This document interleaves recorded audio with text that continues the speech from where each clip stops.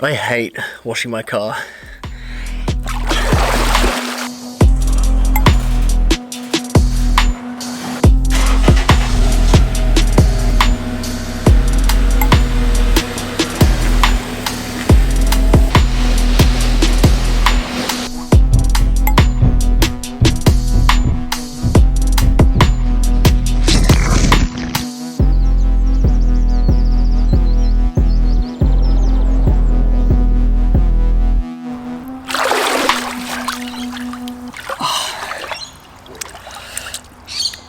I remember the exact moment that I decided to pursue filmmaking. I was in university. I think I was doing a university elective. One of the ones that you do to kind of break out of the mundane core units that you normally do. And I met these twin girls in the class and I asked them what they were studying, and they said they were studying media production under the umbrella of communications. Now, this is not something I had ever heard of before, and we got chatting and they told me it involved cameras and microphones, and automatically I was interested. So I quickly organized a degree transfer and the rest is history.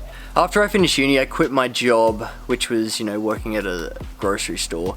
And with all of my savings, I decided to spend it on a super small and super basic kit. Now that literally consisted of a camera and a drone. And I think that's all I could afford at the time. It was the most excited I had ever been, and also the most broke.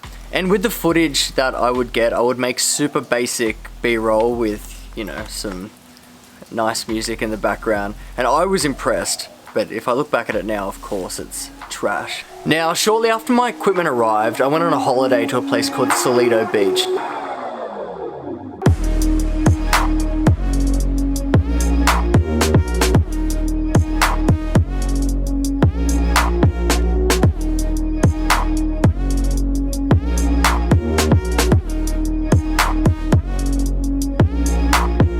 I had flown my drone around like 5 times maximum, and I still hadn't used all of the specific functions like active track and that kind of thing. So with all the courage that I had, I decided to climb this kind of like rock platform on the very side of this cliff. And because I had all of this space to play with, I thought I will use, these are so noisy. Let's go to another place. Hold on, that's better. So I tried one of the functions, and this function that I chose was active track, which basically means it'll just track whatever subject you point the drone at. So everything was going perfectly fine. It was flying in front of me. Everything was looking great. The wind was picking up, and therefore I thought I should probably bring it in.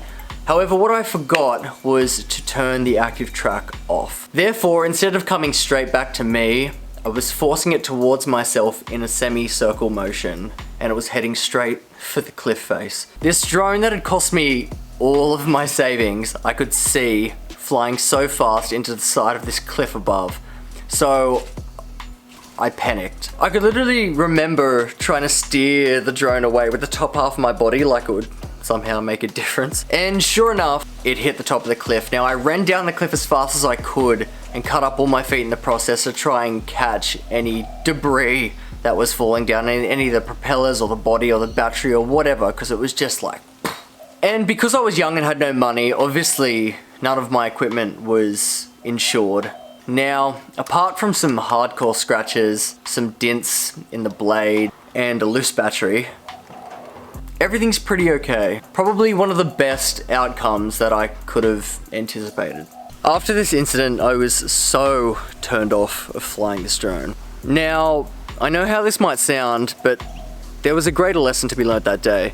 I spent everything I had on this kit and I drove my drone into the side of a cliff.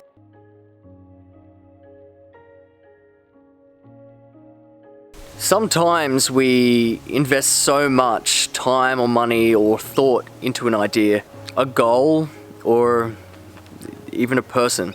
And yeah, some days I think we might drive the drone into a wall. But when you think all is lost, pick it up, dust it off, replace the propeller, put the battery back in, and restart. Today, I fly my drone better than I ever have.